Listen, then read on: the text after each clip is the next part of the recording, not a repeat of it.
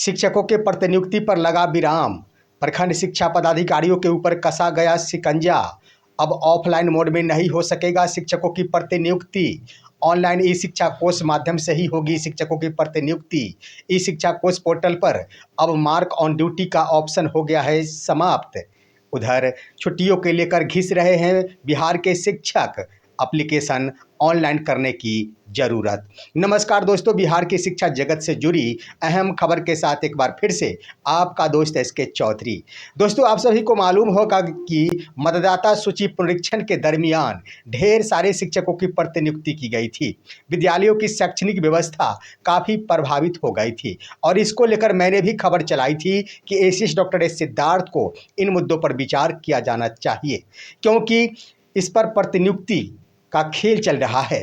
प्रखंड शिक्षा पदाधिकारियों के माध्यम से शिक्षकों से पैसों लेकर उन्हें प्रतिनियुक्त किया जा रहा है और वो शिक्षक मतदाता सूची पुनरीक्षण कार्य में भाग नहीं लेकर वो अपना घर पर ये समय बिता रहे हैं। दोस्तों, अंतःगत्वा हमारे उस खबर पर मुहर लगती नजर आ रही है जब एसीएस डॉक्टर एस सिद्धार्थ के स्तर से बीते कल ही इस पर वीडियो कॉन्फ्रेंसिंग के माध्यम से तमाम जिला शिक्षा पदाधिकारियों को बड़ी नसीहत दे दी गई है। और सबसे बड़ी बात कि प्रखंड शिक्षा पदाधिकारियों के द्वारा जो प्रतिनियुक्ति का खेल किया जा रहा था, प्रखंड शिक्षा पदाधिकारियों के ऊपर ही शिकंजा कस दिया गया है। तो वहीं दोस्तों, इन दिनों छुट्टी को लेकर बिहार के शिक्षक काफ़ी परेशान है, जहां पत्र निर्गत है कि छुट्टी की अग्रिम स्वीकृति के उपरांत शिक्षकों का वेतन बंद नहीं हो सकेगा। लेकिन शिक्षा पदाधिकारियों के कारण ही अभी वेतन बंद की स्थिति में पहुंच रहे हैं शिक्षक और उनका वेतन बंद हो जा रहा है, अग्रिम स्वीकृति नहीं मिल पा रही है। इसके लिए ऑनलाइन आवेदन की आवश्यकता है। आइए इस पर हम विस्तार पूर्वक चर्चा करते हैं, लेकिन इससे पहले अगर आपने अभी तक हमारे इस चैनल सुसत्य वचन को सब्सक्राइब नहीं किए हैं तो कृपया अभी सब्सक्राइब कर लेंगे। दोस्तों, आप सभी को मालूम है मतदाता सूची पुनरीक्षण के दरमियान शिक्षकों की प्रतिनियुक्ति का बड़ा खेल किया गया था। मैंने खबर चलाई थी और लगभग बिहार के सभी विद्यालयों से आधे शिक्षकों की प्रतिनियुक्ति कर दी गई थी। ढेर सारे शिक्षकों ने तो अपनी सहभागिता एसआईआर के कार्य में निभाई, लेकिन ढेर सारे शिक्षक अपने घर पर भी छुट्टियां मनाते नजर आए। मैंने इसका उजागर किया था और अंतःगत्वा वीसी के माध्यम से एसीएस डॉक्टर एस सिद्धार्थ के स्तर से तमाम जिला शिक्षा पदाधिकारियों को बड़ी नसीहत दी गई है। प्रखंड शिक्षा पदाधिकारियों के ऊपर शिकंजा कस दिया गया है। अब ऑफलाइन मोड में शिक्षकों की प्रतिनियुक्ति नहीं हो सकेगी। दोस्तों, सभी जिला शिक्षा पदाधिकारियों को यह वीडियो कॉन्फ्रेंसिंग के माध्यम से सूचना दी गई, लेकिन सभी के सभी इस पर मौन धारण करके बैठे हैं। लेकिन एक जिला शिक्षा पदाधिकारी हैं जिन्होंने इसका खुलासा किया कि आखिर प्रतिनियुक्ति पर कैसा विचार विमर्श हुआ है, कैसा आदेश शिक्षा विभाग के स्तर से दिया गया है। और दोस्तों, उसके स्तर से पत्र भी जारी कर दिया गया है जिला शिक्षा पदाधिकारी भागलपुर की ओर से। आप देख रहे होंगे, इस पत्र में स्पष्ट रूप से उल्लेख कर दिया गया है कि शिक्षकों की प्रतिनियुक्ति अब ऑफलाइन मोड में 31 जुलाई 2025 तक ही संभव है। सभी प्रतिनियुक्तियां 31 जुलाई तक ही मान्य होगी, उसके बाद स्वतः ही यह प्रतिनियुक्ति समाप्त हो जाएगी। और दोस्तों, सबसे बड़ी बात कि अब पत्र निकालकर सीधे ही प्रखंड शिक्षा पदाधिकारी हो या फिर बीडीओ साहब हो, वो शिक्षकों को प्रतिनियुक्त कर देते हैं। इस पर भी शिकंजा कस दिया गया है, इस पर भी विराम लगा दिया गया है। अब जो भी प्रतिनियुक्ति की जाएगी, ये प्रखंड विकास पदाधिकारी हो या फिर प्रखंड शिक्षा पदाधिकारी हो, यानी प्रखंड स्तरीय पदाधिकारी के स्तर से इसकी सूचना जिला कार्यक्रम पदाधिकारी स्थापना को जरूर देनी होगी। और इतना ही नहीं, ज्यों ही प्रतिनियुक्ति संबंधी सूचना डीपीओ स्थापना को प्राप्त होगा, उनके स्तर से इसे ई शिक्षा कोष पोर्टल के माध्यम से टीचर डिप्टेशन मॉड्यूल के माध्यम से प्रतिनियुक्त की जाएगी। और दोस्तों, सबसे बड़ी बात कि मार्क ऑन ड्यूटी की व्यवस्था अब समाप्त की जा रही है। आपको मालूम है कि जब से ऑनलाइन अटेंडेंस का मामला शुरू हुआ, उस वक्त से मार्क ऑन ड्यूटी का प्रावधान किया गया था कि शिक्षक अगर विद्यालय में है तो वो मार्क इन ड्यूटी बनाएंगे, लेकिन विद्यालय से बाहर है तो वो मार्क ऑन ड्यूटी बनाएंगे, जिसका लगातार फायदा कुछ शिक्षकों की ओर से उठाया जा रहा था। अब इस ऑप्शन को समाप्त किया जा रहा है। सबसे पहली बात कि अब जो भी प्रतिनियुक्ति होगी वो ई शिक्षा कोष पोर्टल के माध्यम से टीचर डिप्टेशन मॉड्यूल के माध्यम से होगा और इसकी सूचना राज्य मुख्यालय के पास पहुंचती रहेगी। कोई भी व्यक्ति, कोई भी पदाधिकारी अपने स्तर से ऑफलाइन मोड में किसी भी शिक्षक को प्रतिनियुक्त नहीं कर सकेंगे। दूसरी बड़ी बात कि अगर प्रतिनियुक्ति जिला स्तर डीपीओ के माध्यम से कर दी जाती है तो उनका अटेंडेंस अब जीईओ लोकेशन के माध्यम से टैग कर दिया जाएगा और उसी के आधार पर प्रतिनियुक्त शिक्षक अपना अटेंडेंस बना सकेंगे। यानी पूर्ण रूपेण शिकंजा कस दिया गया है, खास तौर पर प्रखंड शिक्षा पदाधिकारियों, प्रखंड विकास पदाधिकारियों को हर हाल में शिक्षा विभाग के ध्यान में प्रतिनियुक्ति संबंधी खबर देनी होगी, सूचना देनी होगी और एक तरह से कह दिया जाए तो बिना शिक्षा विभाग डीपीओ स्थापना के बगैर अब शिक्षकों की प्रतिनियुक्ति असंभव है। वहीं दोस्तों हम बता दें कि प्रतिनियुक्ति के क्रम में अगर मामला उजागर हुआ है, मैंने भी खबर चलाई थी कि परीक्षा ड्यूटी के दरमियान बड़ा खेल किया जाता है और इसके अंतर्गत भी ढेर सारे शिक्षकों की प्रतिनियुक्ति परीक्षा ड्यूटी पर कर दी जाती है। मैंने बताया था कि एक ऐसा सेंटर था जहां सिर्फ 8 शिक्षकों की आवश्यकता थी, लेकिन वहां 72 शिक्षकों की प्रतिनियुक्ति कर दी गई थी और उसमें से सिर्फ 5 शिक्षकों को ही ड्यूटी में लगाया गया, बाद बाकी घर को चले गए थे। इस पर भी विराम लग सकेगा। हर हाल में जितने भी शिक्षकों की प्रतिनियुक्ति चाहे परीक्षा ड्यूटी के लिए किया जाए, चाहे किसी भी मतदाता कार्य के लिए किया जाए, हर हाल में अब ई शिक्षा कोष पोर्टल के माध्यम से ही प्रतिनियुक्ति की जाएगी। मैंने कह दिया था दोस्तों, मैंने विस्तार पूर्वक खबर चलाई थी कि आखिर शिक्षकों की प्रतिनियुक्ति पर खेल किया जा रहा है। एक प्रखंड ताजपुर प्रखंड था जहां से लगभग 150 शिक्षकों की प्रतिनियुक्ति की गई थी और एक ताज़ा मामला मैं आप सभी को बता दूं कि ये भी पत्र देख रहे होंगे दोस्तों, 172 शिक्षकों की प्रतिनियुक्ति हुई है बिहार पुलिस परीक्षा के लिए और ये 172 शिक्षक हैं समस्तीपुर जिले के ताजपुर प्रखंड से।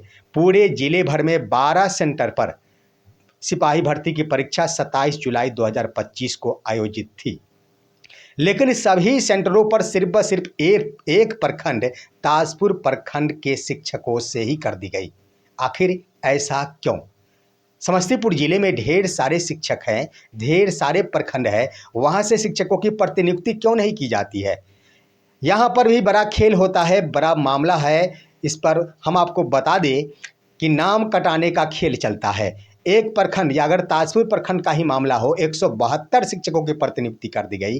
अगर शिक्षक अपना नाम कटाना चाहते हैं परीक्षा ड्यूटी से तो सीधा ही प्रखंड शिक्षा पदाधिकारी के पास जाएं, उनके स्तर से उनके पत्र को वापस कर दिया जाएगा और इसके एवज में 500 रुपये हो या फिर 1000 रुपये हो ले लिया जाएगा। यही खेल चलता है और आपके मन में सवाल उठ रहा होगा कि आखिर ये तो जिला का मामला है तो ताजपुर प्रखंड इसमें क्या भूमिका निभा सकता है?